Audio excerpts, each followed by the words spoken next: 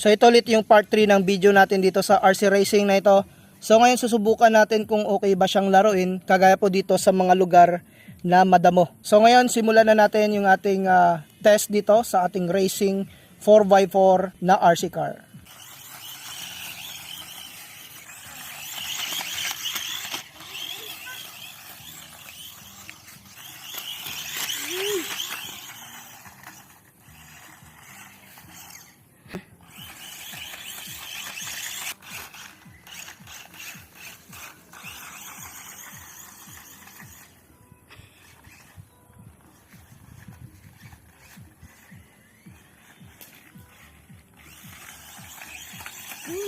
Yun nga ulit yung video update natin dito sa RC Racing na ito. So kung maglalaro kayo, mas maganda na sa semento po ninyo ito laruin. Kagaya dito sa mga damuhan, so hindi po siya magandang laruin. Sa mga gusto mag-avail nito, pakiclick lamang yung ating yellow basket.